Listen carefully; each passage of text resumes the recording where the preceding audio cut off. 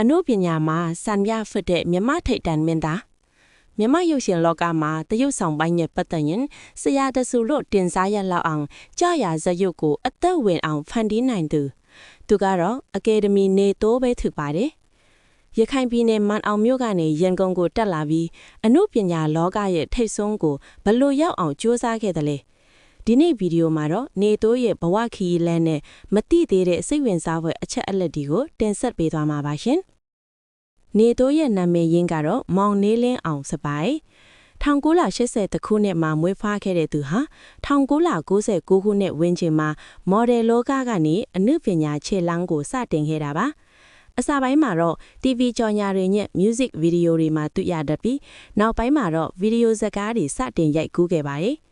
သူဟာချက်ချင်းကြီးနာမည်ကြီးလာတာမဟုတ်ပဲဝေဖန်မှုတွေအခက်အခဲတွေကိုဒီဇိုင်းမမတ်ကြော်ဖြတ်ပြီးမှပရိသတ်လက်ခံတဲ့မြင်းသားတအုံဖြစ်လာခဲ့တာပါ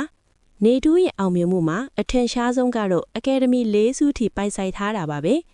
ပထမဆုံးအကြိမ်ဖြစ်2009ခုနှစ်မှာမိုးညအိမ်မက်မြူဇက်ကားနဲ့အမျိုးသားဆက်ဆောင်ဆုကိုစတင်ရရှိခဲ့ပါတယ်ဒုတိယအကြိမ်ကတော့2015ခုနှစ်မှာနက်ခတ်မားတဲ့တိုက်ပွဲနဲ့ရရှိခဲ့ပြီးတတိယအကြိမ်2019ခုနှစ်မှာအားလုံးကိုအံ့အားစေခဲ့တဲ့တာတေကီးဆိုတဲ့ဟာဒတရေကနဲ့ထိုက်ထိုက်တန်တန်ရရှိခဲ့တာမှာဒါဟာကိုနေတိုးအနေနဲ့ဒရာမာတင်မကပဲဟာဒဇက်ရုံမှာပါဘလောက်ပိုင်နိုင်တယ်လဲဆိုတာကိုသက်သေပြလိုက်တာပဲဖြစ်ပါတယ်စတုထအကြိမ်အနေနဲ့2024မှာနှောင်ရုပ်ရှင်ဇာတ်ကားနဲ့ရရှိခဲ့ပြန်ပါသေးတယ်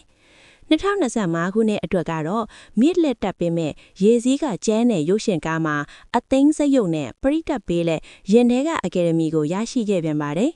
နေတိုးဟာတရုတ်ဆောင်ကောင်းတစ်ယောက်တင်မကပါဘူးသူဟာပန်းချီဆွဲတာကိုလည်းအလွန်ဝါသနာပါပြီးသူ့လည်းဖန်တီးမှုတွေမှာအမှုပညာရတာဒီအပြည့်ပါဝင်နေတတ်ပါတယ်ဒါအပြင်သူဟာတချင်းဆိုတာကိုလည်းဝါသနာပါလို့နေတိုးဆိုတဲ့အမည်နဲ့တချင်းခွေတွေလည်းထွက်ရှိဘူးပါတယ်သူဟာကိုရိုင်းဒါရိုက်တာအဖြစ်လဲရုပ်ရှင်ကားကြီးတွေကိုဖန်တီးခဲ့တယ်လို့သူ့ရဲ့ညီလေးဖြစ်သူမင်းသားမင်းသွေးကွယ်လွန်သွားချိန်မှာလေစိတ်တက်ခံခိုင်မာမာနဲ့မိသားစုကိုတာဝန်ကျေခဲ့သူလည်းဖြစ်ပါတယ်လက်ရှိမှာတော့နေတိုးဟာပျော်ရွှင်စရာကောင်းတဲ့အိမ်အောင်ရေးကိုပိုင်ဆိုင်ထားပြီးဘာသာတရားကိုအထူးကိုင်းဆိုင်သူဖြစ်ပါတယ်တောရိပ်တောင်ရိပ်တွေမှာတရားစခန်းဝင်လေးရှိတယ်လို့စေဒီပထိုးတွေတီထားကိုးကွယ်တာမျိုးအလူအတန်းတွေကိုလည်းဒီဇိုင်းမမတ်လုပ်ကိုင်းနေတာတွေ့ရပါတယ်ဒါကြောင့်လဲပရိသတ်တွေကသူ့ကိုအနုပညာအရာတော့ဇရိုက်လက္ခဏာအရာပါလေးစားချစ်ခင်နေကြတာဖြစ်ပါတယ်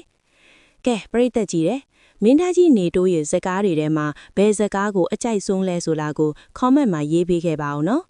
အခုလိုအနုပညာရှင်တွေရဲ့စိတ်ဝင်စားဖွယ်အကြောင်းအရာတွေကိုသိချင်ရင်နော်ကျမတို့ Celebrity World Channel ကို subscribe လုပ်ထားဖို့မမေ့နဲ့အောင်နော်ကြည့်ရှုပေးခဲ့ကြတဲ့အတွက်ကျေးဇူးတင်ပါတယ်ရှင်